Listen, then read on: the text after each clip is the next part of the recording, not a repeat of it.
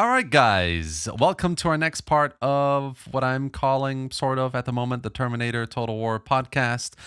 Today, my guest is Ahowl. He is the one of the lead designers, modders for RTR Imperium Surrectum for Rome Total War Remastered. And what we're going to do today is just go through a bit of a natural progression in terms of conversation about how we started in Total War, how we feel about the series, and going specifically into Rome Remastered and how the modding effort is going there, Ahowl's vision and his work around RTR Imperium Surrectum, how it's going, challenges, fun bits, and where it might be going in the future. So, welcome, Ahowl.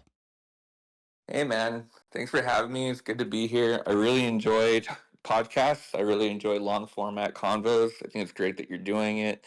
Thanks, And, man. I have a lot of childhood memories of computer games with Total War at the center of it. And, how basically I haven't left the scene as gaming turned into modding. I'm just so grateful to be here and really excited to sit down and talk with you today.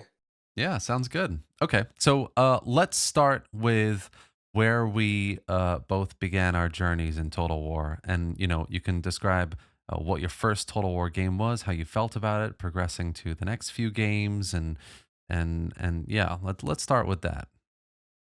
So for me, I was always a fan of history and warfare. As a kid, I had toy soldiers, and I loved the American Civil War and the American Revolution. I'm an American, so naturally, I got to learn about that at a very early age. I also like cowboys and Indians. Just everything that was like kind of like back in the past that involved fighting and different uniforms and guns and representations like groups. And so I was always intrigued by that. And so my first, foray into the computer gaming world was Age of Empires, the original Age of Empires. And, Windows 98, it was so fun.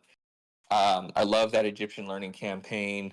Played the Greeks, played the Romans, loved stomping around with Hannibal and his elephants in that one scenario. Yeah, And definitely. it wasn't just something that I just played really quick. I would like pause the game, or I'd like to let the game sit, and I would just explore. I loved exploring the maps. I loved staring at like different units, even though it was like so pixelated. I just loved just I guess what everybody calls is immersion. You immerse yourself into this game. Yeah, You don't realize that you're sitting at a desk and that your mom and dad are in the living room. And the dog is going back and forth, and you have school tomorrow. Reality is gone. You're this 8-year-old, 7-year-old kid and you're at your computer and you're in this game. Your mind is in the screen. And that's kind of what like sucked me into all of this. That led to Age of Empires 2. I had Rise of Nations. Um, but that led because my dad who knew me, knew I liked all this stuff. I believe he found it was medieval Total War, but it was like the combined pack.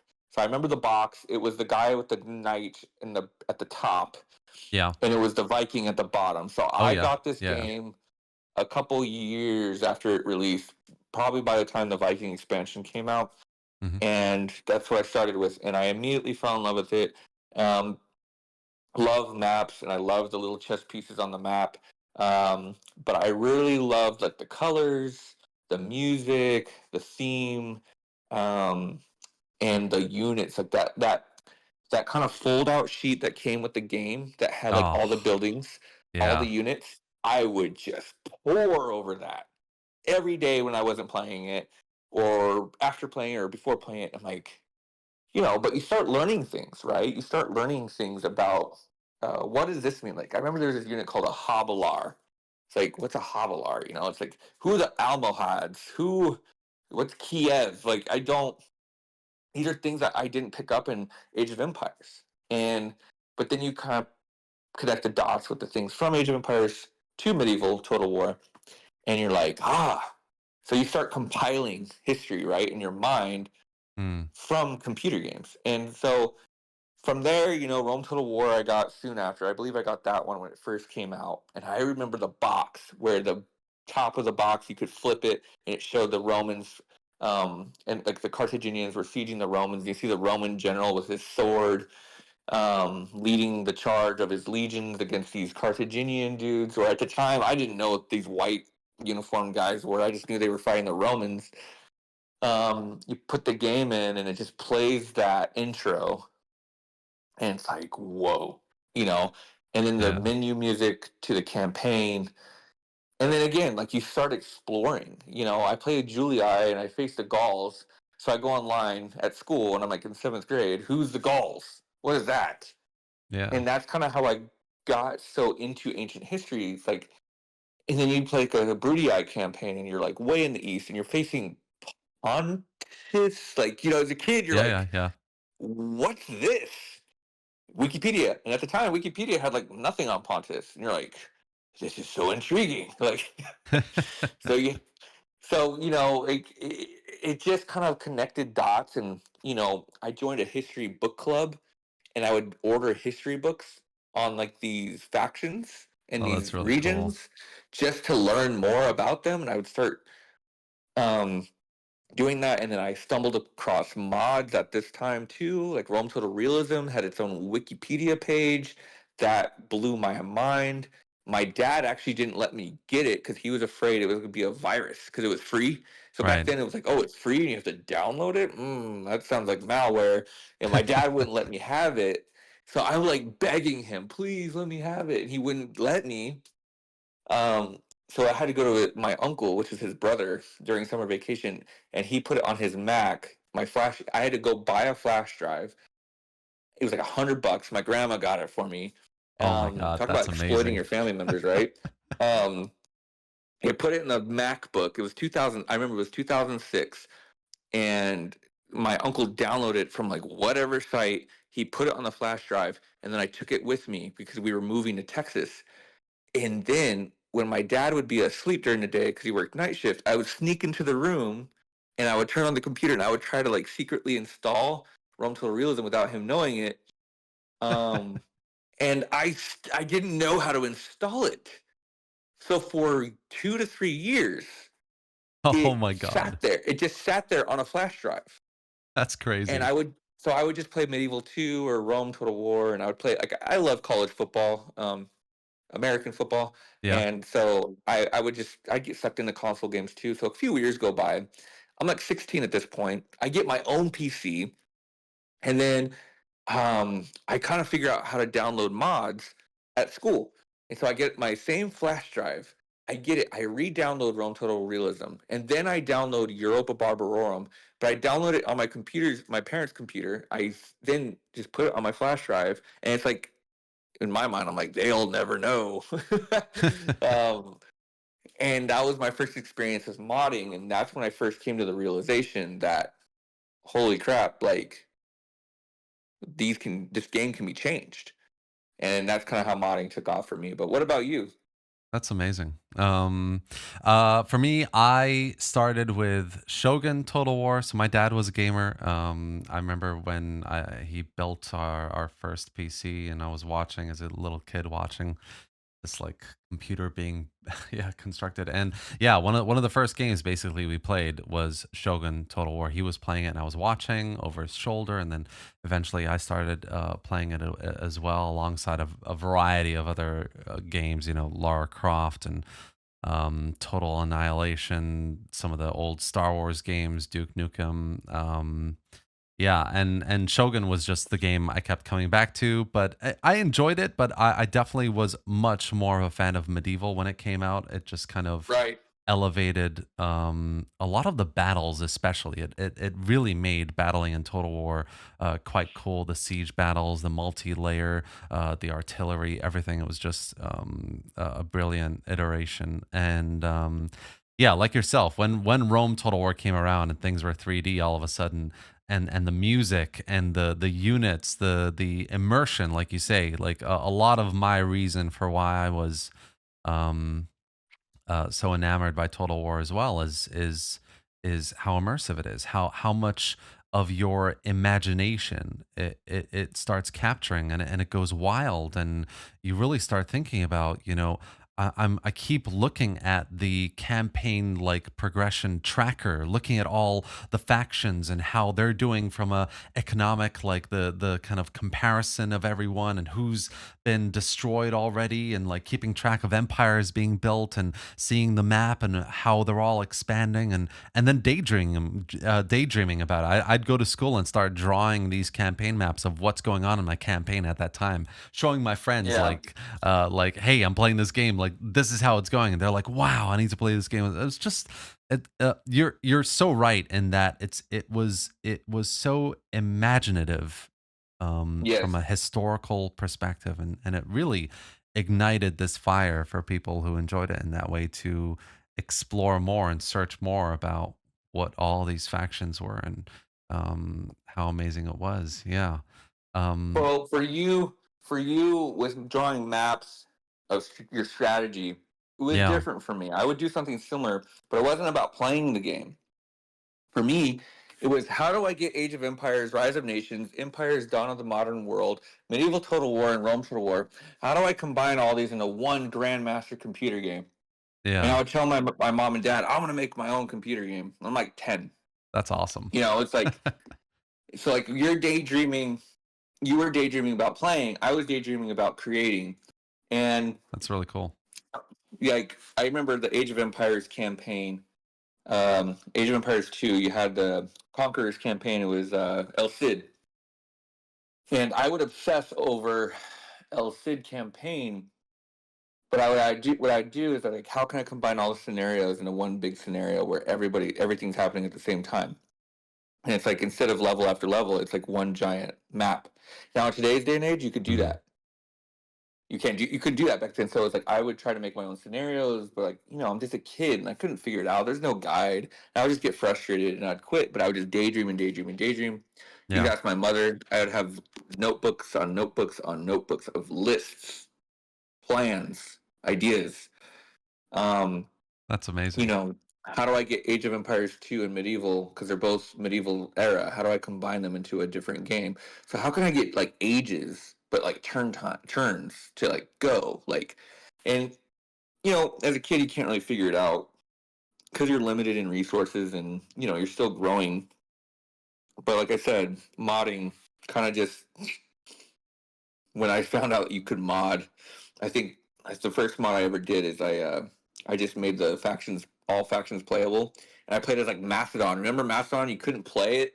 Yeah. Um, so like I remember playing the Numidian campaign, and I'm like, this is amazing. Like I never thought you could play as Numidia, and here I am. And that's kind of what started it for me. Oh, that's so cool. I mean, it sounds like you were literally destined for modding. Like you wanted to not just play these games, but build on them and make them um, great, which is Yep, which is really cool. So I think you so uh, too. so you got into modding, and that okay. So we're moving kind of swiftly into, I think, you know how what Total War kind of meant to us, how we experienced it, how we grew from it, imagined things from it, and going into kind of your career in modding. How did that kind of start develop further on? How did you start? Modding has changed so much over the years from where it was back then, coming to today. How's that developed for you as a modder? Mm, I officially started modding in 2011, so about 13 years ago.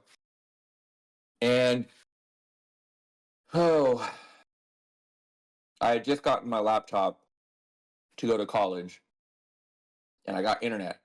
And so instead of using my parents to go on the internet, I could go on the internet my own. And so I was able to join Total War Center, Okay, right. um, which most of the viewers are going to be aware of. Yeah. Um, and from there, I found Rome Surrectum 2, and I downloaded it, and I played it, and I was like, all right, it's okay. And for me, I realized at the time, I wasn't into like total overhauls. Like Rome Surrectum, like their units looked so different than like the Rome Total War units. It's like for me, I had a like an affinity with the Rome Total War looking units, but the Rome Total Realism units, even though they had different colors and like were more realistic colors, were still, in my opinion, like these are like the Rome Total War feel. But Rome Surrectum kind of have its own had its own feel. Um, so I think I was like, I'll start making my own, and I'm kind of a guy. I go big or I go home. I started like this grand project with no idea what I was doing. It's called like Roma Nova, and I didn't. I think it was for Medieval 2. Somebody was like, "Oh, you should do it Medieval 2 because it's a better engine." Well, I thought modding was easy, so I was like, "Yeah, let's just do that." Well, that fell flat on his face, so that never took off because I realized I know nothing, and so I started smaller, and I started with a mod called Historical Rome Total War. I just put historical in front of Rome Total War, and Okay. I was just aiming to make Rome more historical. But I learned at an early age that things can go from very small, humble beginnings to something of this massive monstrosity that you just can't control it. I ended up quitting that team, um, which I don't quit usually, but I remember just being so frustrated. But I also didn't realize that I was basically just telling everybody what to do, but not like doing anything of my own. And so it was taking a lot longer. It was just a simple mod. It turned it actually the premise of that mod, like the core of that mod, ended up actually turning into an actual mod that I made later. But I learned a lot. I learned about teamwork. I learned about being a leader. I learned that if you're going to be a leader, that you need to do a lot of the work. Yeah. You can't just boss people around and expect them to do it. Yeah, I mean, And it must take a so, lot of coordination and bit of hand yeah. holding and tempering feelings, all of that. It must take Oh, yeah. And a lot just of strength and effort. administrating who's Yeah. best for what. Um, with mods, a lot of people join mods, but then they don't do anything themselves. So it's like, can I trust this person to actually do the work? Um, Yeah. so then I started my own mod by myself, but it was basically just taking what I wanted to do in historical Rome to the war and just actually doing it. But they were all still working on that mod. So we had a little bit of a conflict where, humbly, I got shut down. I mean, my mod I was working on, it was called Extended Rome Total War. um, but Total War, you could probably find the link somewhere and you could see the history. And I was called to shut it down because it wasn't fair to them. The moderator was like, I don't really see an issue with you doing this. It just seems like they're not happy with you leaving and starting on your own. So it's up to Hmm. you. And I was just like, you know what? It's not fair to them that I did that. Maybe it's not wrong legally, but it's going to be like tons of conflict. And I rather do the right thing. So I quit the mod. I shut it down and I deleted all the files, which a few years later I was kind of pissed about because I could have used that for something else, but whatever. I then kind of delved into Rome Total Realism, and I made a couple small Rome Total Realism mods, while at the same time, still working on like a vanilla style mod, but this time with like the map Mundus Magnus, which rings a bell for a lot of the old school players. Yeah. We actually use it for RAS, so it's not that niche. And that's around the same time that Rome 2 came out. So like 2012, 2013. Okay. Right. Right. And I dropped everything Rome Total War because if Rome 2 is going to come out, why do I need to work with this whole game? Everything's going to be just like Rome Total War, but better. Or so I thought. um, I ended up being a So beta everybody tester. thought. Well, yeah, I mean, and that's the thing. Uh, we all expected Rome Total War, but new. Instead, we got a completely different game. And for me, it was cool at first, but I was a beta tester for Rome 2 Total Realism, and I was playing Egypt, or the Ptolemies, whatever they're called in that game, and I Yeah. just didn't like it. It wasn't like anything specifically. I didn't have like an outrage towards anything. I just didn't like it. It just seemed, for me, it just seemed empty. Now Yeah. I know mods and updates. I know looking back on it, it was like CA's catastrophic release, blah blah blah. But I wasn't paying attention to any of that. I was still young. I was in college. I was just playing games still. I just remember not liking it. And I never really went back to it. I know it's been patched. I know like DEI has done amazing. I know you do a lot of content on DEI, but I would need somebody to like hard sell me to play it because it's like for me, it's just the core heart of that game didn't resonate with me, and so it doesn't Yeah. really for me. It didn't matter how like nice you made it. I never saw the potential from the first place, and Yeah, so people are like, that's "Oh, I fair. can't believe you don't play Rome 2." I'm like, I've never had the itch or desire to even think about it. Yeah. So from then on, I went back into Rome Total Realism. I ended up getting the keys, as you could say, to Rome Total Realism from the old Rome Total Realism modders that were no longer active. Okay, right. And from there, we made Rome Total Realism 8. It was pretty successful for a really old game in 2016. Mhm. Um, I then, and that was like from 2016 to 2018, and then from 2018 to 2021 or 2020, I made Ahowl 11's Vanilla Enhancement mod. And that was the mod where I felt like I need to take my original mod idea that I failed miserably at twice, one quitting and one being shut down. And then the Mundus Magnus mod never took off. So it's like, I need to take this vanilla mod idea that I've been bouncing around my head for years and just make it. And so I made Vanilla Enhancement, and it's out, it's on Steam, Mhm. it's on Remastered, but it was a hit. All things considered, for fans that just loved the feel of Rome Total War but wanted more, but not an overhaul. Yeah. I think it did the right job, and I was fully considering developing it more until the announcement came out of Rome Remastered. And in fact, when Rome Remastered was announced, I was back with the boys again of the Rome Total Realism 8 team, and we were gonna make like a more specific campaign focused on Greece, and like kind of like Rome Total Realism 7, but like broader. Okay, right. And that's when Rome Remastered was released or announced.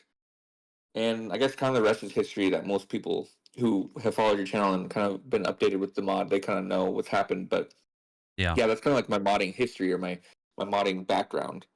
That's crazy. Wow. I mean, I just to be like completely clear, I totally agree with you when it comes to Rome 2. I played it when it came out and I felt the same way. It's very buggy and weird and doesn't have as much of the soul and the immersion that I enjoyed Total War for what it was up until that point, really. And I, to this day, I say a lot of my videos and live streams, I don't play vanilla Rome 2 at all. I really don't like vanilla Rome 2. It's only with mods, kind of like DEI. DEI is a very large example of what mods can do on Rome 2, but something as simple as like Parabellum with how modular that is, or even simpler kind of bite-sized mods for Rome 2 do a lot of good things. You know, unit packs and graphical overhauls and certain specific mechanics that add a lot and do a lot for the game. I would say like give it a try, but modded. Don't play it vanilla. It's not worth it. Um, it's so not worth it. Like it'll put you off straight away. CA have not done enough from a vanilla perspective for it. But that's really cool. I mean, you started quite early. You really got into modding with a really cool team. I actually haven't personally played a lot of Rome Total Realism, the originals. So I'd love to, and including your mod, Vanilla Enhancement. So it's on my list, long um, list of mods to check out as well. yeah, there's a lot. Vanilla Enhancement was like the latest edition. Um, Yeah. I noticed he did a video a long time ago. It was like the best Rome Total War mods. I'm like, oh, I gotta watch this because I hope my mod's on it. And you Yeah. were on mod DB, but you were under Rome Total War and not Rome Total War Alexander. And the Right. my mod is attached to Alexander. You need the Alexander engine to play it. And I'm like, no, he never even saw it. Right. And I remember messaging you, hey man, like this thing exists. Yeah, yeah, yeah. I remember. And I need to check it out. Yeah, still. There's so many more. I mean, I just did this like tier maker video today that's like really just the major overhaul mods I've managed to play in the last like 3 years, you know? There's so many out there. But these are just like the 50 that I've managed to really dedicate enough time to have a proper opinion about and really know just off the top of my head. There's so many more out there I need to check out. So There really is. yeah, There's a lot. And modding unfortunately is for me, huge. I am more of a creator than a player, and so like I don't play anything anymore. The only game I play, there's only two games I play, three games I play. One is Call of Duty Warzone, and that's because I play with my friends, and it's really intense, and it's just our time to hang out with each other. Yeah, fair enough. Um, the other one is Fire the Dragon, and that's just I play that with my fiance. Okay, She cool. likes Spyro, I like Spyro, so it's just kind of like if we don't want to watch TV, if it's like the easier levels, she likes to play, but as we get like deeper into the game, she just likes to watch me play. Yeah, yeah, yeah, makes um, sense. and then Age of Empires the remastered Age of Empires 2 with some buddies online. We'll Nice. play like multiplayer, kind of like survive against the AI kind of deal. That's cool. That's it. Like I can't remember the last time I really played Total War. One of my goals is to actually play RAS when we feel like we're in a completed state, because I have a problem right now where I can't play RAS without wanting to fix or change, and that's just not good for me. Because Yeah. it takes me away from like my original plans of the day or whatever. Mhm.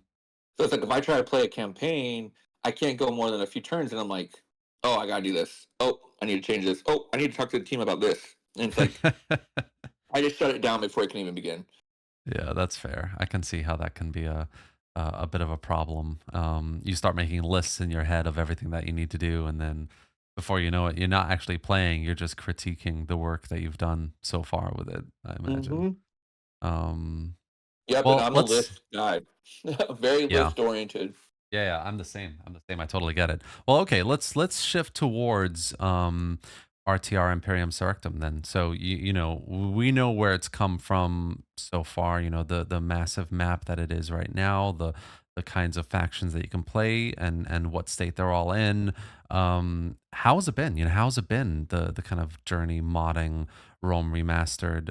Maybe we don't need to talk about like from scratch when it started, but you know, through your development, especially in the larger map and working on all the Hellenic factions that you've done so much, like incredible work on. Every time I go in, I'm awed at what you've done and the kind of detail you've added to these factions, the beautiful unit rosters, which are really cool. I can't for the life of me understand how people can go back to Rome Remastered, especially with a mod like RTR IS, and not really appreciate the visuals because it's really subtle and a beautiful version of Rome Total War. Mm, Um, so yeah, thank you. let me know how you how are you feeling? You know, dipping some toes in the water. What's the state of the mod? How's it been the last year? And yeah, and then we'll move on a little bit later into what's the future like for the mod. Sure, sure. Well, you're catching me on a good day, so let's just say optimistic. And if that tells you anything about this last year, um, I'll go into detail. But yeah, it's like, man, 2024 has not been a good year, both personally and for the mod. I mean, Yeah. it's, or should I say, it's just been an extreme roller coaster ride that you never want to take again. Like, it's one of those roller coasters, you go on it, you're like, oh, I can handle it. And then you go, you puke, you pass out, and then you realize that, and then like somebody else next to you, their seatbelt wasn't fastened, and like they almost like fell out of that roller coaster and died. That's been this year. Wow. Um, like full candidacy. My father died in January. Oh, I'm so He was only sorry. 53, and he had a cardiac arrest. Wow. I'm open about it because I'm an open processor, and I have learned that if I keep things in, or internalize, it's not healthy for me. So I will talk about it openly, Yeah, I totally get that. and it's just better. So he was like the old school guy. He didn't like doctors and blood work and stuff like that. So Right. it was unfortunate, because he could have just avoided this if he would have gone to the doctor and gotten checkups and realized that he had Yeah. some issues with his kidneys, and that when you have issues with kidneys, it just goes from there. So losing him was tough. Yeah. I was in a at the time with my fiance. We were dating long distance. That wasn't easy. She's coming from a different city, and Wow. then in June, I had my appendix taken out. Had to go to the hospital after Oh, having wow. just extreme pain one day, and some people have said that it's like related to the stress and the grief with the loss of my father. I don't know. It just for me, I mean, the appendix is so random. So I've missed a ton of work, and I'm in sales, like commission sales. Right. So you miss work, you miss pay. So it's been a tough year financially as well. Yeah. Um, so it's been a real rough year. And then just kind of helping my mom as best as I can. She's been struggling. So all of that's been happening. And so you think, okay, well, the mod's probably been like, that's probably what you've been leaning on to make you feel happy. No, No. that's That's not come what with I was thinking. its own list of issues, man. Yeah, I'm sure. So I'd say everything mod wise was pretty smooth sailing, and it actually was kind of what I was leaning on in the first month of the year. It's like my Yeah. dad's dead. I didn't work for a month. I don't know what's going on. What the heck? But you know what? I can put a lot of energy towards the mod, and it's going to help me forget about reality. And it Yeah. worked. And we released. I work a lot with Red Zed, the YouTuber. You know him. He's pretty Yep. much become like the YouTuber of our mod. Mhm. I love working behind the scenes with him on his videos. It's so much fun. And so we marketed the Illyrians in like March and April. We released this Illyrian patch in April. It did well. The Illyrians are a culture that no mods ever touch with a 10-foot pole.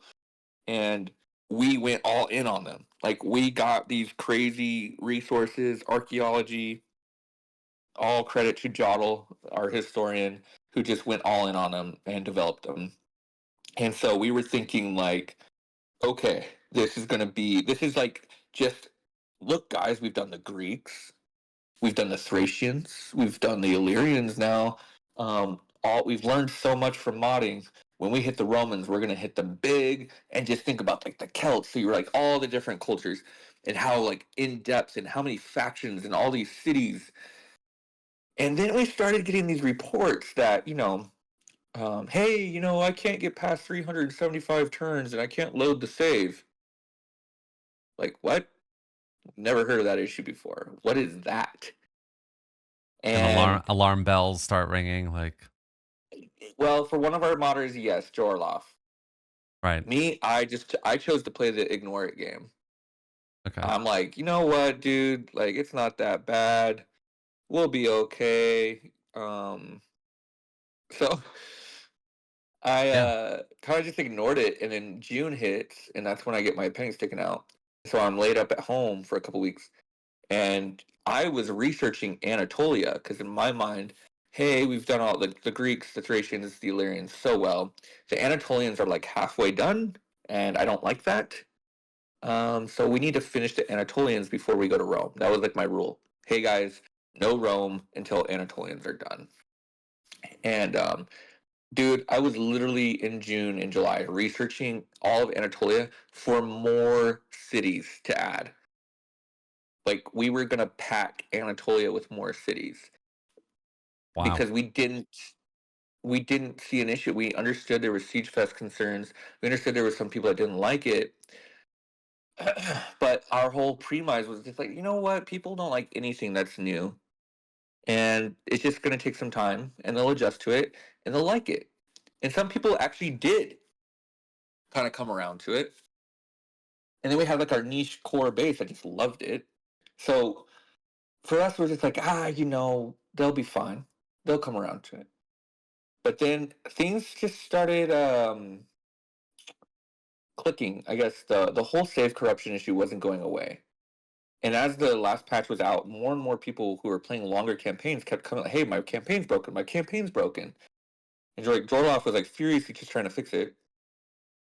And then I remembered when I did the Illyrian release, me and Red Dead were gonna do a video, and it was me playing with him, like kind of like criticizing me or like jokingly watching me because I don't play. And it's like, let's see if the lead modder can play well. And I picked like this crappy faction, the Day City Eights, and it was just like, this is going to be fun. We ended up not releasing it because half the video was us watching the intern times go by because it was so long. It was just taking Right. forever. And my PC could play the game, it just was playing it really slow. And he's like, yeah, we're going to have to do a lot of editing here. And I'm like, this just seemed like a waste of time. I feel like we just only played like five or six turns in an hour. And we ended up not releasing it. And so that never kind of went away in my head. and I think it was like July or August or September where it finally just kind of like some I forget exactly what it was, but kind of clicked where it's like we have too many settlements. Right. And oh, it was because we finally figured out what was causing the save corruption. It was a items issue. So you might have heard of this already. It's a 64,000 item issue that Realm Remastered has. Items are settlements, ports, forts, watchtowers, characters, armies, even like wives and children, boats, Oh, like wow. anything that's on the map, like the Okay. trade resources, like all the things that like make up the map that are like not the trees, the mountains, and the rivers. Those are all considered items. Okay. Okay, well that math, 64,000 is a lot. But when you have an 1850 pushing 50 settlement map with over 100 factions and you play long campaigns and more buildings are being built in settlements and more units are being created, more armies are generating and more characters are being born and dying, Yeah. You can your quickly like limit. start 10, 20, 30xing that Yes. initial number. Yeah. Yes, and then so I just started messing around and I think I just was messing around with the intern. And I realized like my intern was like 2 minutes, 2.5 minutes. I'm like, wow. I was like, if I was playing this, I would not want to play this. Yeah. And I went from like let's pile all the cities and factions as possible on this map. If it's in a history book, we're adding it because we're the most immersive game. That's what we're gonna do, and we're gonna be the biggest and the baddest, and this is what we're gonna be known for. And yeah, yeah, you know, I'm like all in this train for years. Yeah. Uh, to hard reverse pivot of we got to scale it back. um, Yeah. that was about in July, August, and since then it's been I wouldn't say like a living hell, but a very miserable time to be a modder when you are erasing work that you have researched and done, and not just me, like Jorloff, Masalos, Jodl, all the historians on our team are just like I don't want to get rid of that. I worked so hard. I researched that for 6 hours that one day just to add it, and now you're saying to take it away. Um, Yeah. there's been a Um, lot of internal strife over it, and then not only just like the stripping back things that have been researched, but what do we do now? Debates. yeah. Well, we should do this, says one person. No, I don't like the idea. I want to do this. Well, if we're going to do this, then I really don't want to do it. And Mm. then I'm like, okay, I need both of these guys. Um, I need to PM both of them and settle both of them down, and then we need to come to a compromise. And then the next day, it's me threatening to leave because I'm Wow. upset. And then this guy wants to leave, and then this person's dumb, and then I'm getting message saying I'm being a distraction. And then it's like the drama, the internal drama of the team, right? Yeah. Because and you know what? I don't blame anybody. I have no hard feelings towards anybody. There's gonna be issues like that with a team. I definitely played my role in it. Like I'm such a gung ho, go a million miles an hour type of guy that it's like when you're in this state, you just need to slow down and just like what's happening, and then we can decide. But I was like, oh, let's just do this. Oh, let's just do that. And I had to learn a hard lesson. I was just like, no, slow it down, and you need to deep dive these issues and fix everything. Yeah. Makes So sense. big credit to Edwin O'Farrell. Big credit to Sirianis Dagavax, who's like a huge Total War community, like Rome Total War community guy Yeah. Yeah. Yeah. who makes like all these tools and he makes his own mods, like Lord of the Rings mod. Yep. He's making like a World War II mod. Like he has these tools and he's like helping me out and he's like looking at all my files and he's just like, you gotta fix this, you gotta fix this, you gotta fix this, you gotta Oh, fix that's this. nice. And I'm just like, oh, that's nothing. That has nothing to do with our problems. And he's like, I don't, it doesn't matter, you gotta fix it. And I was so pissed because like I don't want to go and labor on my free time fixing these tiny little code issues or going into the map and like repainting things just so bugs don't show up. Mm. Um, and that's been my life the last couple months. So it's like And you stripped back everything, which was sort of a difficult process in and of itself, and now you're going through the kind of, I guess you're gonna have you're going through a sort of like polishing period of ironing out things that Serianis yeah, Dagavax is pointing out as you yeah, go. man, like it's just been. I wake up every day thinking some type of way about the mod. And a lot of the last months has just been a lot of like negativity of like towards like maybe another team member or towards the mod itself or towards maybe a comment somebody said on a YouTube video about us. Um, it's just like, how do I make this better? It's like, I gotta make this better.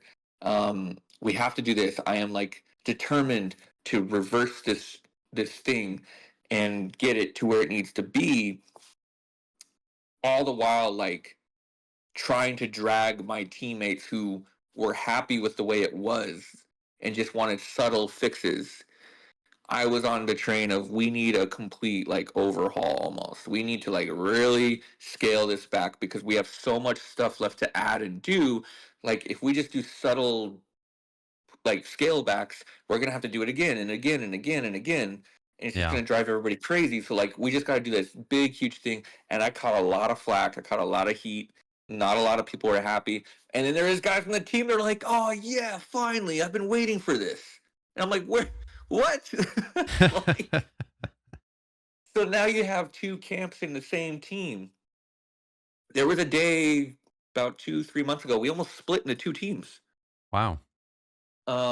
We almost went to like the hardcore, we're keeping everything, we're jam packing it, we don't care, this is what we want, Yeah. we've worked too hard on it. We had that camp.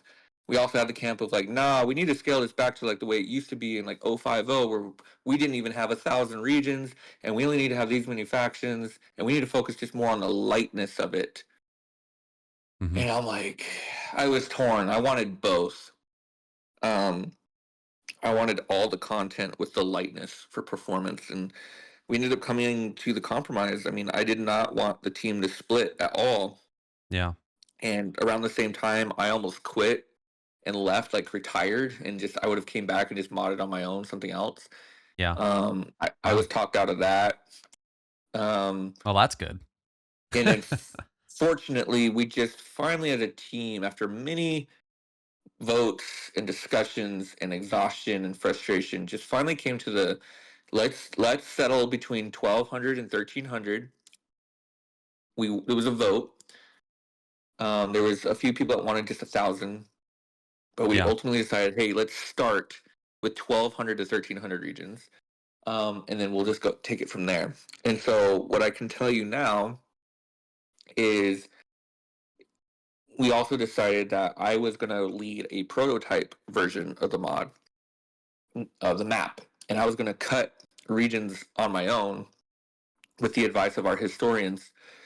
And then Joroloff, who's like our official map maker, was going to do the official version on his own pace. Okay. Right. I Yeah. I was worked going to very, ask, how are you actually, what's the process of stitching things back? So that makes sense. Okay. Interesting. yeah, exactly. So a lot of compromise. We lost nobody on the team. That's awesome. Nobody left. We Wow. all stuck together on this, and I'm proud of that. I have differences with other members. They have differences with me. They have differences with each other.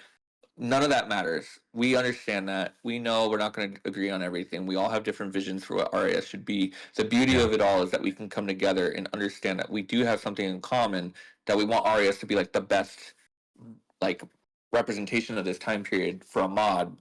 And so we're willing to do whatever it takes, even if that means sacrificing things that we think is better. Yeah. And so Definitely. that's why like I work super fast and Jorloff works very slow. Hmm. He's very methodical. I am bull in a china shop. I'm wrecking it. Um, That's and good. so instead of working together, where I'd be pestering him every day of like, is it done yet? Is it done yet? Is it done yet? Um, I allowed myself to just go on my own and work at my pace, and then he can go on his own and work at his pace. But the benefit of that is like we're gonna have this prototype map where we can get it out to beta testing, and not only do we have this beta test map, but we also put like a ton of our planned factions on the map as well.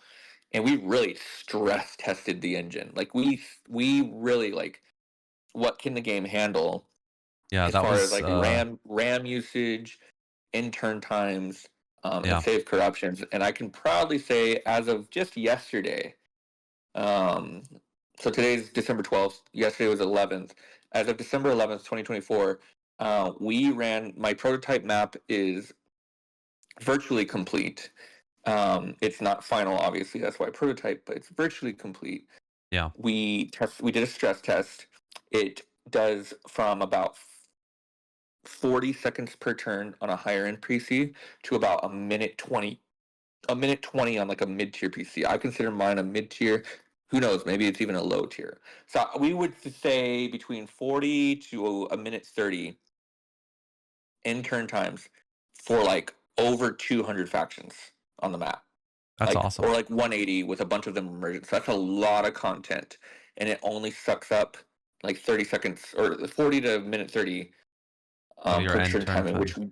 Yeah. which we all agreed was, hey, for the content that we're going to provide, most players aren't going to have a problem with that. So we Yeah. agreed, like, we'll be okay. I can say that we ran a test. We ran it over 1,100 turns. We had 0 crashes, and we had 0 save corruptions. His name is Lollygagging. He's an amazing tester. He literally tested that thing. It's not a fun test. You're literally just letting interns go by and Oh my gosh. saving every 25 turns, and then loading it back up to see if it corrupts. No save Wow. corruptions, no crashes. That is a And lot of we effort. were like ecstatic because RAS has had a negative connotation hanging over it of, oh, it's got a ton of issues. Oh, it's too much. Oh, it's bloated. And it's like, how do we get rid of this? So Because so we're not going to be what we set out to be with these things hanging over our head. yeah, definitely. So what you've done is you haven't just scaled it back from like a map perspective, the number of regions, etc. You've also added in all the factions that you basically want in the final version of the mod. And despite all of these factions, you would think, that would, start increasing by magnitudes a lot of the assets that are going to be on the campaign through hundreds and hundreds of turns. Despite all that, it's still holding up at over 1100, which is quite crazy. Right. Who? And here's the question: other than the extremist, who plays 1,100 turns? Yeah, exactly. I mean, yeah, that is yeah, that's a good point. Like, and that's the thing. That's the beauty of it, right? Like, Yeah. we know for a fact, and some of your listeners are probably even this way. There's going to be I'm conquering the world as Rome player. I'm taking every single region as Rome. Those are the people that we were thinking of for over 1,100. Yeah, that's Like, fair. we know they exist. We know how much work it takes to do that in a game. That's a grind, but they still do it. And we want to think of everybody when we do this next release. We don't want to think about the niche player only. We don't want to think about the casual player only. We want a game for all. And that's why another reason why we settled on 1,200 to 1,300 regions. Yeah. It's a lot of regions to give you the scope and the depth, but not so much where it's like, oh, this is too much. Now, I've seen so many comments. Oh, even 800 is too much for me. Oh, I would like to have it at 300. Oh, I prefer under top. Like, we're not going to make everybody happy. We can't do this for everybody. But what we do know is like it's easier to warm up to a 1,200 to 1,300 region map than it is an 1,850 region map. Yeah. And the people that don't want any cities cut at all, too, we have to think of them, that love all the cities. We don't want to scale it way too far back and then have them not want to play. So it's really just finding that perfect middle ground so all can say, hey, maybe it's not the most perfect thing, ideally, that I want, but it's the closest thing to get. And then, oh, you know what? It's not that bad. I actually really like it. Um, and to what your question was, yeah, you'd think like all these factions would cause the issue. It's not the factions, it's the settlements. The settlements are the Right. source of all items. Of course. Yeah, that And makes sense. um, I realized that kind of early on, and I was kind of beating down that drum of like, guys, it's the settlements, and they're like, no, it's not. Like there were certain people that just didn't want to do it. They didn't want to get rid of the work they've done, and it were just a lot of hard conversations. But I'm glad we were able to come to a compromise because what it's done is it's allowed us to do it, and now the test results are actually proving that yes, it is the settlements. The settlements are actually causing the majority of our issues here. Yeah. Um, No, makes sense. so yeah, man, it's a long-winded response, but I mean, it's really No, it's a hard great to response. convey just Yeah. how wild of a ride it's been. Yeah. I mean, it's well worth. I mean, we could probably talk about this for hours, like how much the journey's changed in the last year, the pivoting, and how like okay, I'm going to ask this before we move on. How have you like been able to decide what cities to remove? Because I guess like Jorloff is working on a more slower timeline, moving these out, moving this out, la la la. That kind of makes sense in his kind of way. But how are you doing it? Or how So have you funny done it? ask. Because you've already finished it, right? It's a prototype, and Yeah, it's we almost finished it not too long yeah, ago. The beta is going to actually come out very soon. I just yeah, need to do some odds and ends, and then mhm, we can have something playable. And like we're literally strategizing, me and some others, of like how do we convey this beta to get a lot of beta testers, and then how do we have it beta tested properly. But anyways, yeah, Jorloff and then compared to me, Jorloff has a good understanding of the entire map, as do I. But we look at it at different. We just look at it differently. mhm, I look at it with a mixed history and gameplay point of view. He does too, but he just thinks differently than me, and he knows a lot more about every settlement. He's an archaeologist, so he just tends to know more about cities that right, like maybe things that I don't know, or he has access to resources that I don't have. So what I did is, and again, we did this because we just work very differently from each other. But it also just helps everything out in the long run because we can find out issues on the prototype that we can then convey to him to say, "Hey, watch out for this." right, Um, it's the other historians on the team, Masalos being a giant help, Jottle being a giant help, and then our regional historians. We have like Lusitano for Carthage, right? We have Trarco for North Africa and Iberia. He's been a great addition to the team. We have Genava, who does all the Celtic work. We have galvanized Iron Raptor for the Germanic, and then I was able to rely on Jorloff himself to help me with like the eastern areas, like the Caucasus, Armenia, um, right. Iran, like Persia area, Bactria, India. I just copied him with India. Whatever he did in India, I just copy pasted because like nobody knows anything about India on our team except for him. Right, And but like Maslow stepping up outside of his usual areas of Greece and Anatolia, and Iberia as well. But like he did Egypt, he did Arabia, he did the Levant. I was in charge of Anatolia because I had done so much research over the summer. I've pretty much become the historian of Anatolia. And then like you had some collaborations. Like Jottle did amazing. He did do some obscure areas that are so hard to research. Illyria, Dacia. Like Dacia is impossible to research before the Romans got there. right.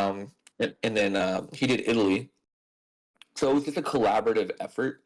We had so many little group chats going on. Like each area had its own little group chat. Wow. And then we had an Excel sheet for every area, and we would just go mark every region, and we'd have a numerical system. If it was a 0 or a 1, it stayed. If it was a 2 and above, it got cut. And that was Wow. my that was my system, and it's so funny. Interesting. Altogether, we got cut all the way down to 1,200 regions exactly, based off of just doing that system. It was perfect. That's Now crazy. the beta is going to have a little bit more or a little bit less, just due to technical reasons and testing. But yeah, just the cut itself was a team effort. It was great. And I'm just really proud of the team for swallowing their pride, swallowing their personal desires, and just like putting that aside and realizing like this is a team effort. RAS comes first before anybody's personal ambition and motivations. And we have to make something that's really good if we have any chance of having long term success. So understanding that now, and then as technology gets better, or maybe we get a better version of Rome Remastered or a new game or something, we can then add back in stuff that didn't work before. It's okay. Like it's okay to cut back. That was like the main issue. It's like, guys, it's fine. Like we can always bring it back. Yeah. It's just the argument to that was like, well, when 10 years from now? Like I get that, but you can't think like that in modding. And the Yeah. way I approach modding is, I'm doing this till the day I die. because if I think, well, I only have 5 years to do this, um, the mod is pretty much ruined. Yeah. There's no success because you're going to be on this time crunch. You're going to feel like you're never going to make it, Yeah, and that's the not enjoyable at all. yeah, I totally get it. I think from all the conversations I've had with modders, like the beauty of modding is it's like unconditional creativity and it's constantly evolving. As soon as you put some sort of condition or pressure onto it, you take away from the process. So yeah, Hmm. yeah, I totally see that. Cool. Interesting. Very cool process. How like fragmented some of it is, but then it all comes together.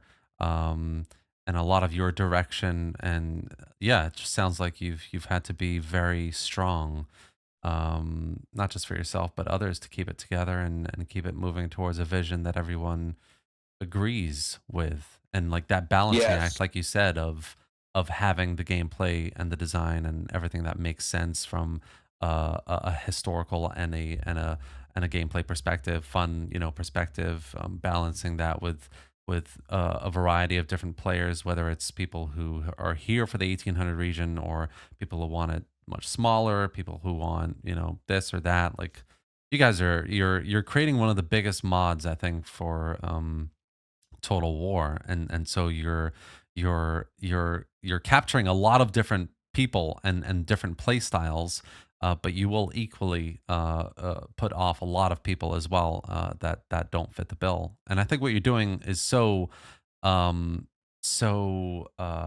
brave, because you're doing it anyway. What you're doing is what you want, regardless of what people say, which is admirable. So good for you Well, guys.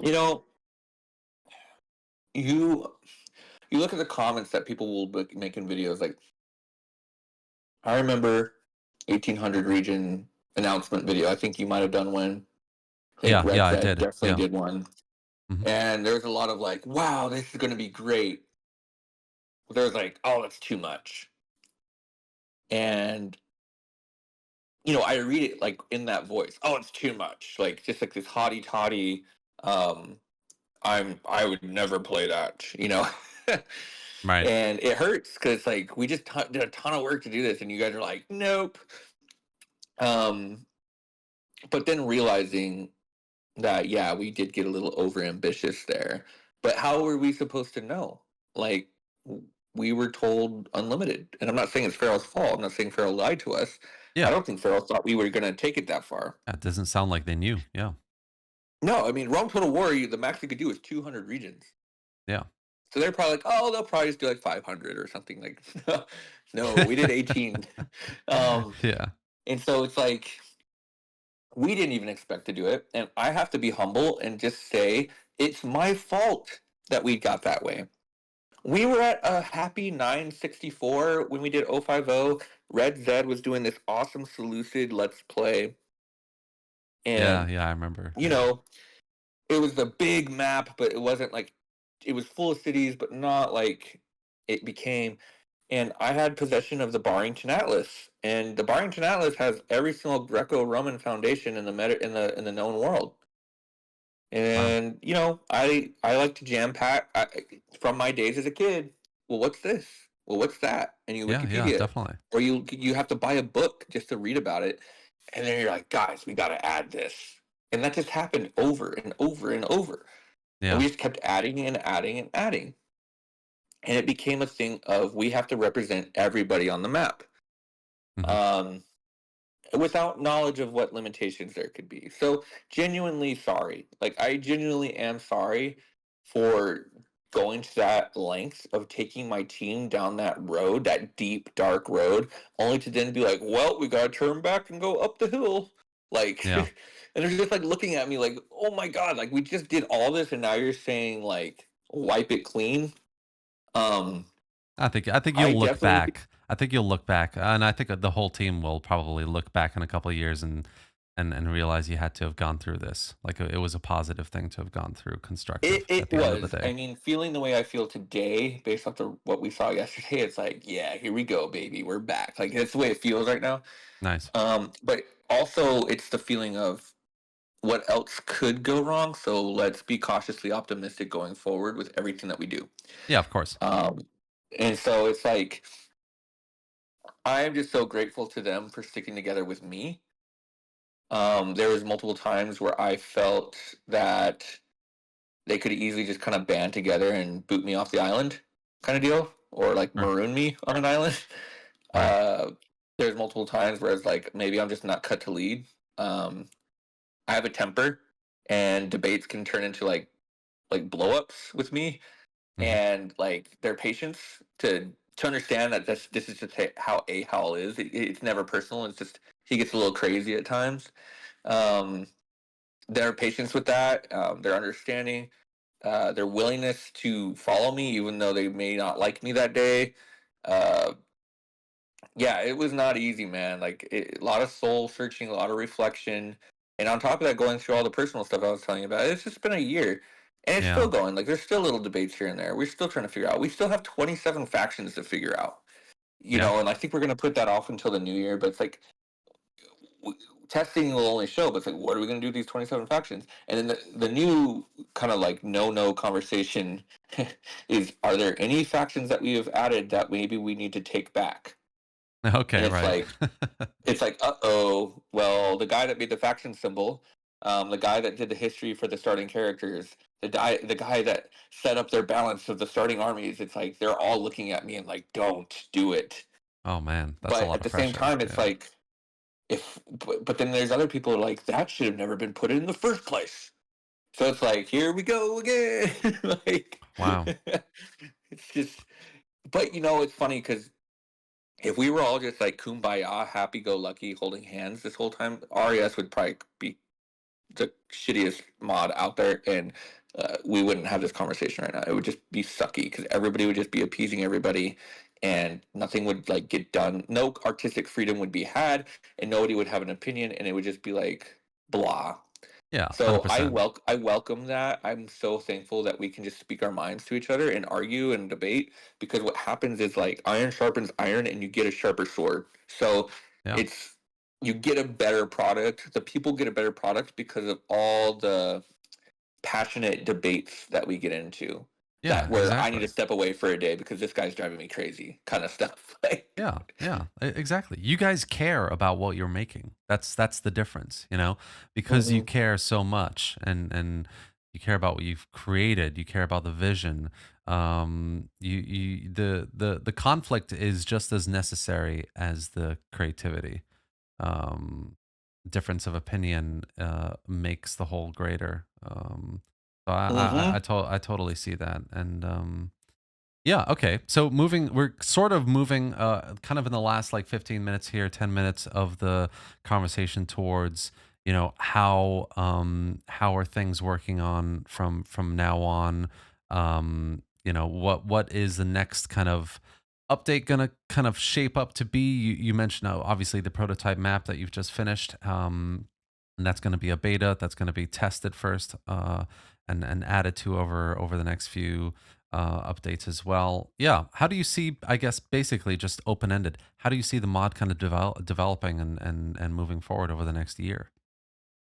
Well, I'm gonna give you the ideal plan that probably won't happen because it's ideal. um, but ideally, and I don't want any of your listeners to get on this hype train and then come to our Discord. And no offense to the guys that listen, no offense to anybody's listeners, anybody's fans. But we do get a little tired of like, when's Rome? Rome update when? And Yeah, it's sure. like, guys, please. Like I had that today. No offense to the guy. I'm sure he's very passionate and he's more than welcome to speak his opinion. And I hope he enjoys our mod. But it's like, when's the Romans coming? And it's like, have you not seen the video? Like, have you not read Yeah. the announcement? Like, we haven't even showcased a single Roman unit, man. Like, and I actually said today, I said, look, I'm glad we started with the Greeks because they're easier to make when it comes to just their uniformity. And Romans actually will be easier, but we wanted to get the Greeks out of the way. And in doing so, we learned so much about the engine, so much about each other, so much about the vision, and we had a ton of issues. And there's been a lot of people that have been put off of RAS because of Siege Fest. If we would have done the Romans, how do you bring those people back when the Romans are already there? Yeah. At least like with Greeks, a lot of people don't even play it probably because the Romans aren't even done. So the Romans are going to be like one of our few things to like attract people back that we lost. Yep. And so that's my whole point. But as far as going forward, Yeah, that's fair enough. the the beta will start soon.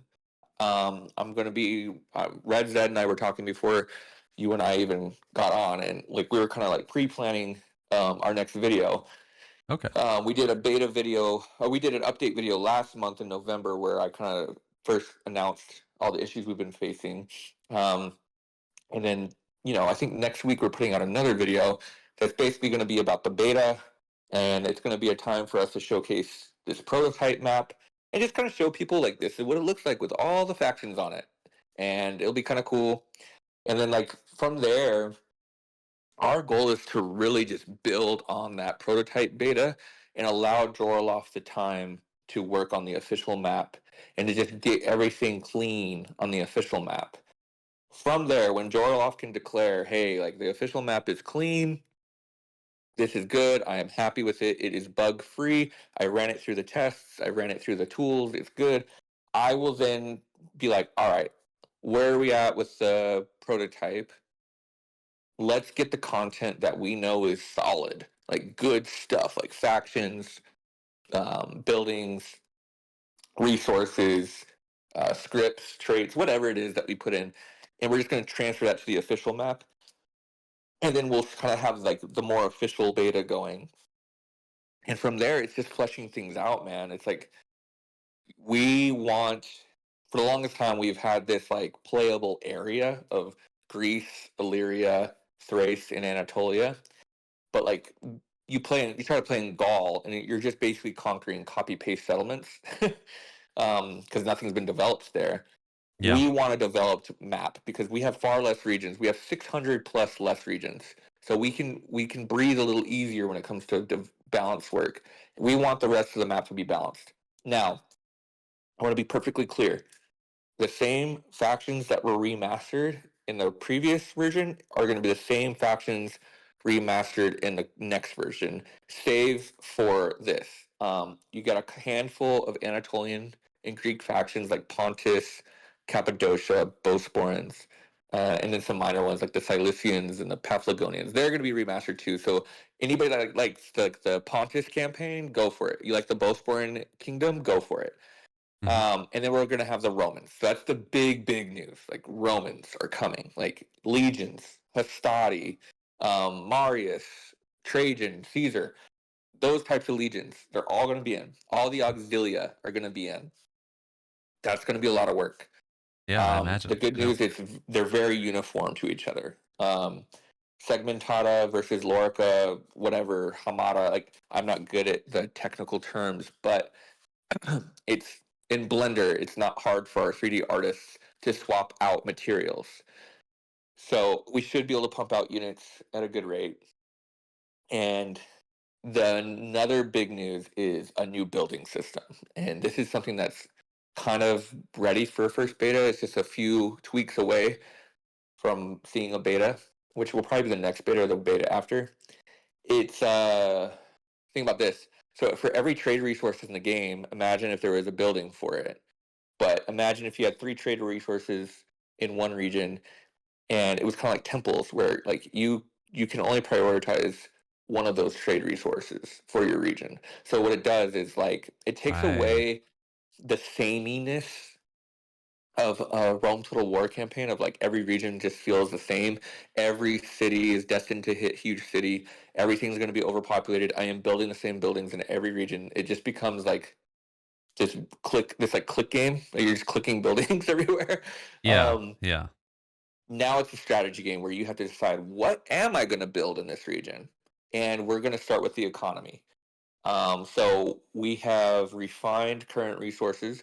We have added a ton of new resources like flax, wool, honey, like stuff from like medieval 2, right? Stuff that like we researched all the other Total Wars and other games, like Paradox games, and like what resources do they have? Like so we'll have different mines, we'll have different industries like textile industries that you can like say, you know what, I don't really have a lot going on except for like lead mines and textile industry in this region. So let's see, lead mines offer this, this, and this, but they have like a public health deficit. Whereas textiles, they give you some money, but if I can get to tier three, they actually has a booming economy. I think I'll play the long game and do the textile industry. That's what we're creating here. Right. Okay. It's So kind of it's like Rome 2, right? Rome yeah, it's like 2, Rome 2 that I was gonna um, say. yes, but less constricting. Like Mhm. you have you basically allow you can still build your city up. You're not constricted to a fishing village or something like that. Like Right. you can still hit large town and city. It's just going to take more effort depending on the town, but it allows you to control the economy in each region. So no game is the same. And it's Um, not restrictive because it's not a province system. So you can really specialize region to region depending on where it is as yeah, well, proximity yeah. to It's like neighboring enemies, like yeah. exactly, man. And I'm getting so hyped just talking about it. Like I was actually with all of our regions. I was putting in Anatolia over the summer when I was like over binging before we had to scale it back. I was trying to construct some kind of province system because I was like, this is just way too many cities to manage. So what if I just like, Oh. what if we kind of like had this weird province system and it's just too, it was just too much against the engine. And the way you have to almost look at it, you have to almost look at each region as its own little province. And so we've come up with this little resource system and we haven't tested it yet. It's just an idea. It's on a spreadsheet, but we want to do it. For all the cities that we took away, what if we put like a resource that looks like a village or a town in its place? Oh, I And love it. then That's cool. depending on how much of those the region has in your borders, depends on like your population growth, your income, something. Like it just Yeah. shows like, hey, they took back all these cities and they're not in the game anymore, but they're just there on the map as a model. They're not like I don't Yeah. have to siege that down. It's just a representative of wow, yeah, that region has a lot of towns. That's Yeah, yeah, probably yeah. a really important city to conquer.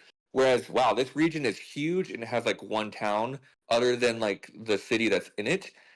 It's probably a crappy region regardless of how big it is because it's like a maybe it's like a barren steppe waste area where it's like a bunch of herders. And then you'll see that the resources there are like wool and like hides and stuff that's like related to pastoral society. And so what it does is it just brings more depth to all the regions we kept while getting rid of all the other regions that we don't need. And so I think it's a double whammy. Like it's gonna strip the fat, but then it's gonna make the lean meat leaner.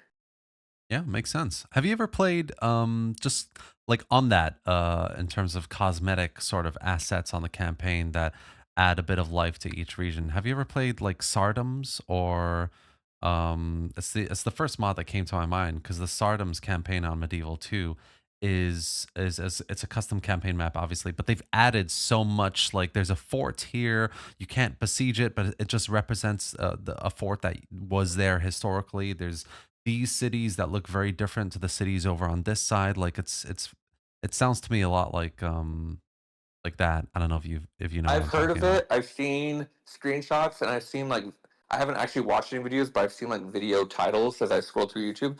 Right. I'm actually looking into it just for inspiration. We might actually look into that mod now that you mentioned it and just see what Yeah, they've yeah, you done should. because yeah, it's kind of like that. It's like that's a medieval two mod. And so Yeah. medieval two is just like Rome Total War. You can only have so many regions. Yeah. And what I know Europa Barbarorum had a mod where it converted watchtowers into villages. Okay. Yeah, yeah. Um, so that was an idea bounced around. We've bounced around the idea of maybe having some forts start on the map, and there's like little code tricks to make forts permanent. Um, Okay, right. so like we're definitely investigating, and the thing is, we don't want to like jam pack a region full of stuff. Like, Yeah, obviously, of we want course. this aesthetically to look good, but we also just want representation for everything we just took out without the Siege Fest cries. Like, and I Yeah, yeah, understand yeah. fully now. Like, I get it. It is kind of a Siege Fest. Like, even Red Zed in his Odrysian campaign right now, he's just auto resolving all these sieges because he's like, I'm tired of these sieges, bro. And I'm like, you know what? I get it. I totally get where people are coming from, and I wish I would have understood it sooner. But at least I understand it now. That sometimes too much of a good thing ends up becoming a bad thing. Sometimes, yeah. I think it's like it's all relative, really. It's a very subjective thing. Personally, like I think Total War, just generally, however you're playing it, can get to a siege fest.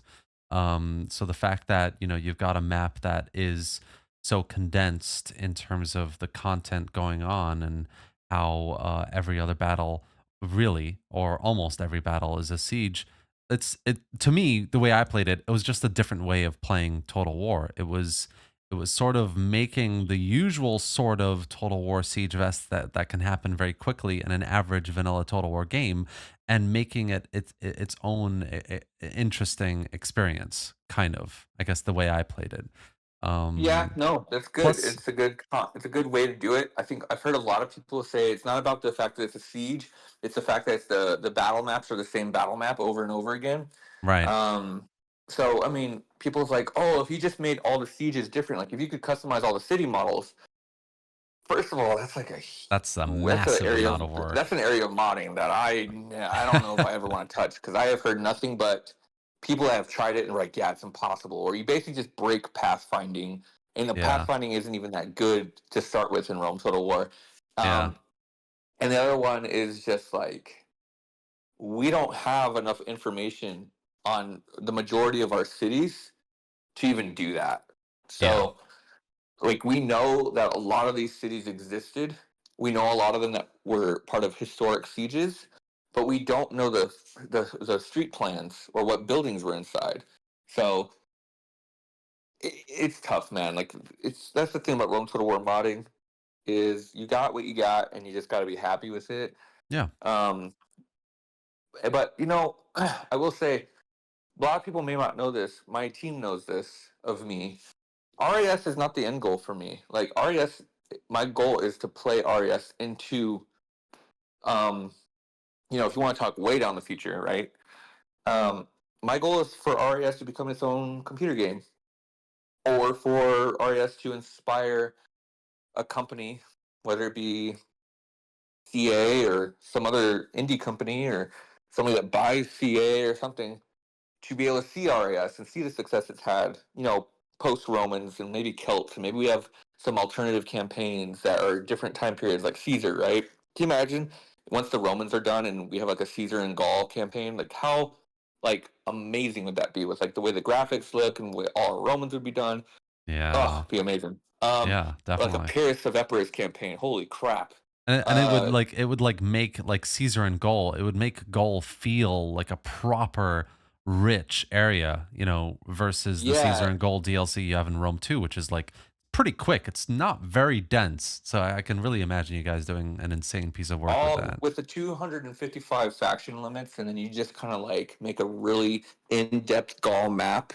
Yeah. Like you could get every tribe that's mentioned in his book. Like that'd be so Yeah. cool. Anyways, the goal is to have like, I'd be older, way older. I'm 31. I can't imagine how old I'd be. But the goal is within my lifetime that we work on this enough that like it's kind of like with the Rome Total War scene. Enough mods were made in Rome Total War where Farrell was given the keys to remaster it. It was that popular of a game with the mods, and they focused on the remaster part was the easy thing for them. Yeah. The hard part for the Farrell was doing the stuff that allowed us to do what we want to do. That Yeah. took them a long time to untangle all the internal engine code that they didn't even make in the first place just to get us to do what we want to do. And so I'm like, we've already seen evidence of this happening. So who knows how many years it'll be before we get Rome Remastered 2 or a brand new game, Rome 3, that dismisses Rome 2 and like says we're bringing back the original Rome and we're making it 10 times better, and we want RAS to be advisors or part of the dev team. They're going to have their own dev studio as they help us develop this game, or heck, like do like what Forgotten Empires had for Age of Empires, where they brought pretty much like a dead game in Age of Empires 2. It had like a niche multiplayer community.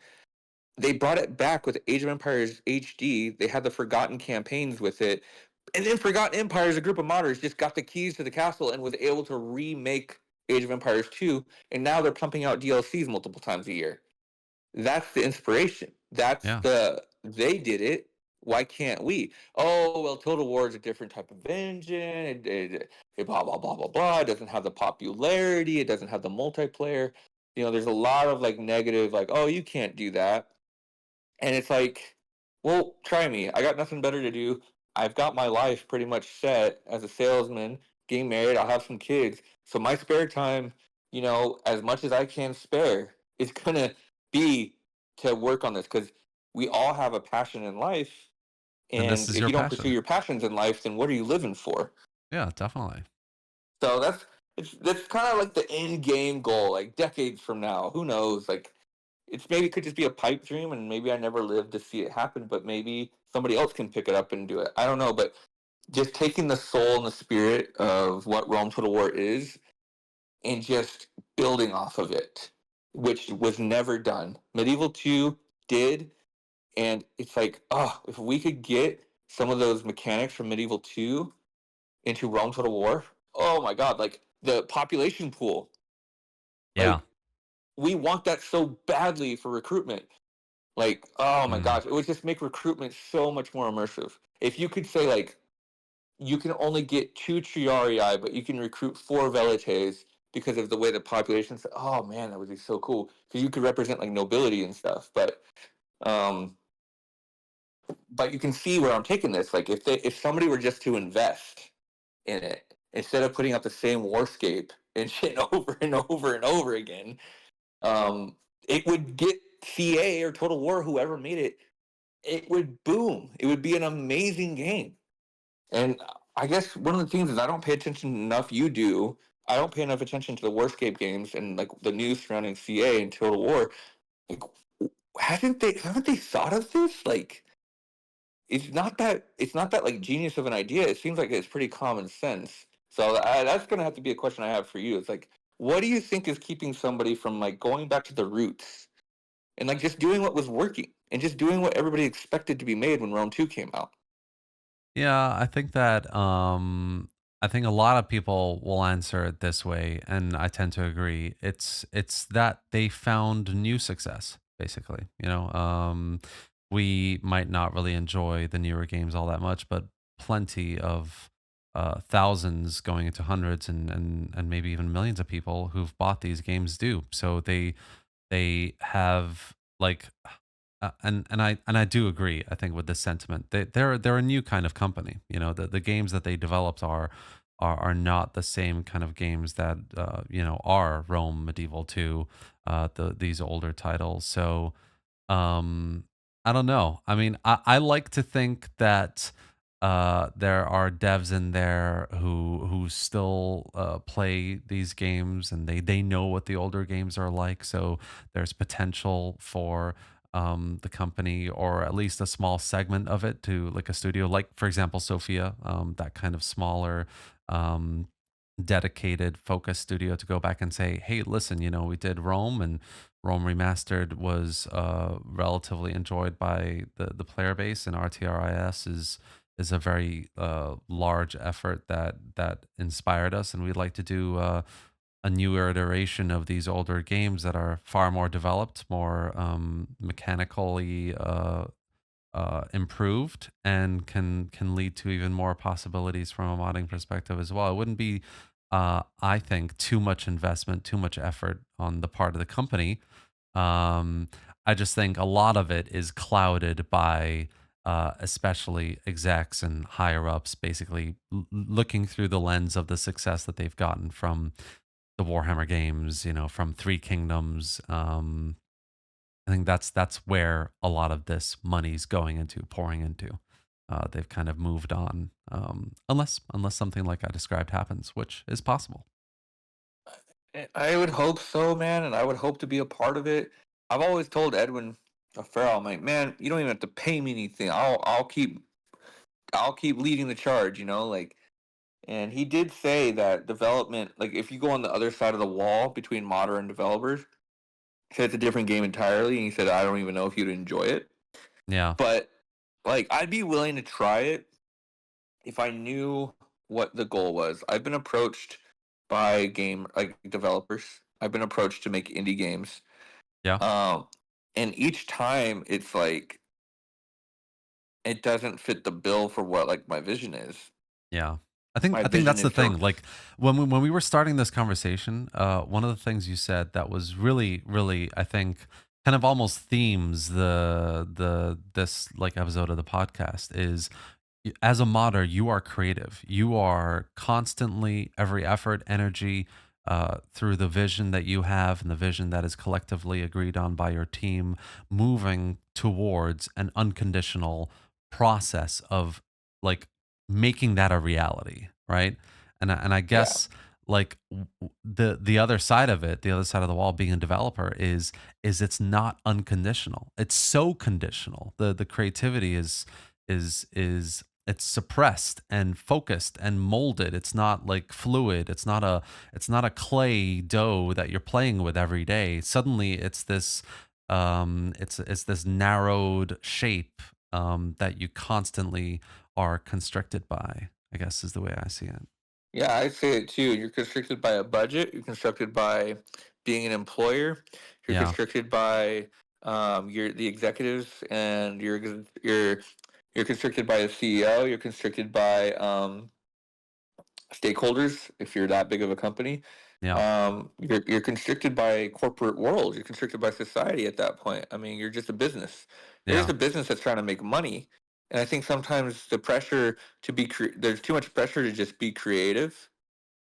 Yeah. That's why you think you see these small studios, like those games in the '90s, right? Like like I'll use Spyro the Dragon. I had mentioned it earlier. I play Spyro the Dragon with my Yeah. Yeah. fiance. Yeah. One of my favorite games ever to play is Spyro the Dragon. I just love it. You know, you're just Spyro. You're prancing around. You're just grabbing jewels and flaming bad guys. And the music, they got Stuart Copeland from what's it called? Oh, what's the band called? It's Sting. The The police. They police. got Yeah. yeah, they got the drummer from the police to compose the soundtrack. And it's this amazing soundtrack in the background, and it just fits the theme, and it's amazing box, like the amazing skyboxes. And it was made by like this little studio, and they just loved it. And they made two more games out of it. It was a contract; they could make three games. They made all three. It with Crash Bandicoot was a hit. But then you watch like the PS2 version of it, and it was trash.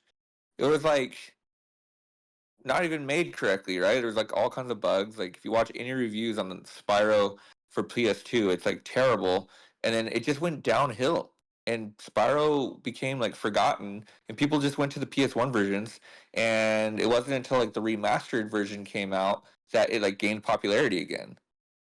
And it's like developer companies, they just tend to go down that road where it's Yeah. like they hit the success when they're in their organic phase, and they can only work with so much money, but they have all the time in the world because nothing's expected of them. And then all of a Yeah. sudden it's like they get big and popular, and then all of a sudden it's like, oh well, we got to put another game out. Like, no, you don't. Like, Yeah. don't put out a game every year. Like Call of Duty, right?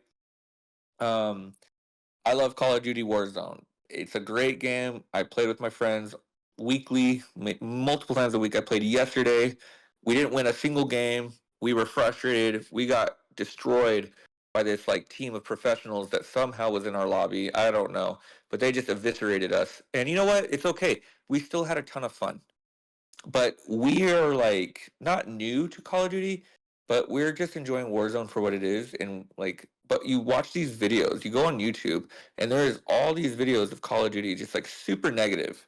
It's never the same. SBMM sucks, and they're never gonna do what they originally did. The glory days of Call of Duty are behind us, and it's just gonna be the same BS every year, and it's all woke, and they don't even know how to make video games. It's like that's all you hear. Yet me and my buddies are over here playing the game. And we're like, well, we enjoy it.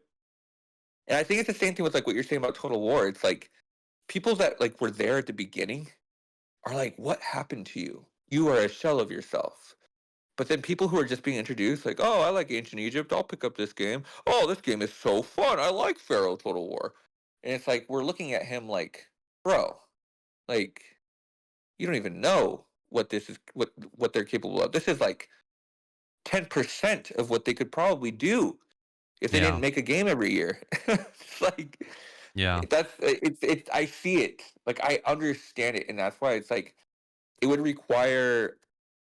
the rights of Rome Remastered or Rome Total War to be bought or sold out to like a side studio or something that Yeah. had like more time to just do it, while they continue to pump out Warhammer and like really like generic historical Total War games. Like somebody else could be working on it on the side and just see what happens. Like heck, Feral is so bogged down by like these mobile phone games. Like give them another crack at it. Let them have more time at it. See what they can do. They made so much headway, and look at what RAS has become because of what Feral did. So why not get Feral and RAS to work together and just see what they can do? Yeah, definitely. Um, It but could lead to it's some just great me at things. this point. I'm just speculating and dreaming. But at least you're getting to hear it from like the main guy himself at RAS. Like this is what drives me every day. It literally Well, is what drives me every day. Like I am it's so excited for the future every single day, and that's why I can get through these tough conversations, these arguments, these oh I'm going to leave the team today, but no I'm not really. We'll figure it out. Like it keeps me up, it keeps me going, and it's the beauty of it all. It's the beauty and the beast of modding, man. Yeah, I get it, definitely.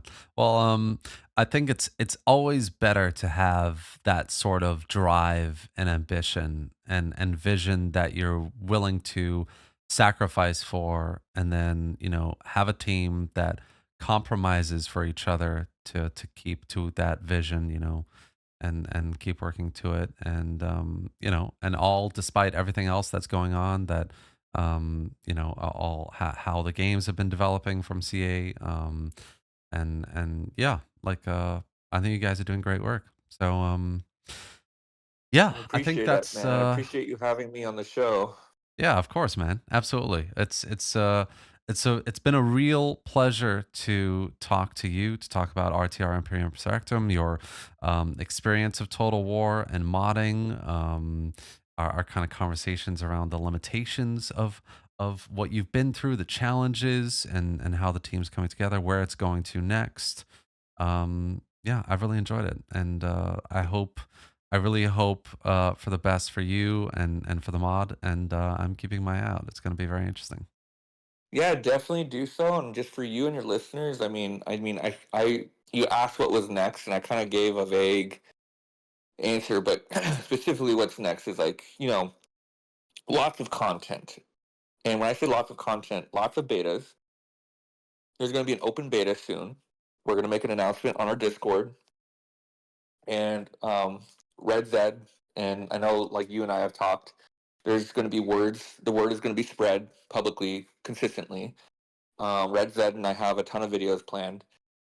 You and I will be in contact as things get updated, so you can update your people. So those listening, just hey, keep an eye and an ear out for RAS, because we are reinvigorated. I am reinvigorated.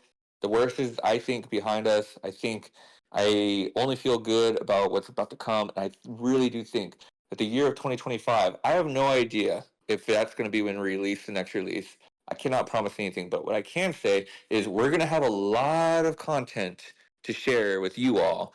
And that when that 070 release does come out, our goal, sincerely, is for a very clean, very well paced, very immersive, and very enjoyable experience. And we hope that the Romans of our vision can really make some waves in the modding and Total War scene. And I guess after that, we'll just have to see what happens. Yeah, sounds good, man. I cannot wait. I smiled through that final kind of It's gonna be uh great, man. We just gotta stick together. And I love doing these shows. I love marketing. My job is sales, so I just love marketing and making it at the same time. yeah, So yeah. I'm so excited just to put out videos about legions and Hastati and stuff. Like that's just gonna make me Definitely. smile just to watch it with my fiance one night. She's like, "What are we watching?" And I'm like, "This is the Hastati. You don't even know how awesome these guys are." Hell yeah, man. Okay. Awesome. Sounds good. Well, thank you again for being here. Seriously, for opening up your soul, your heart for everything that's going on, and what you hope for in the future. I wish you the best, and I'll see you again next time. Yeah, thanks so much, and I wish you the best of luck with your channel. I think this is a great thing you're doing, and for those listening, you guys have a wonderful guy to follow. So thank you so much for supporting him. Thank you. Thank you. All right. That's going to be it for today, guys. I'll see you for the next episode in the next couple of weeks. All right. See ya.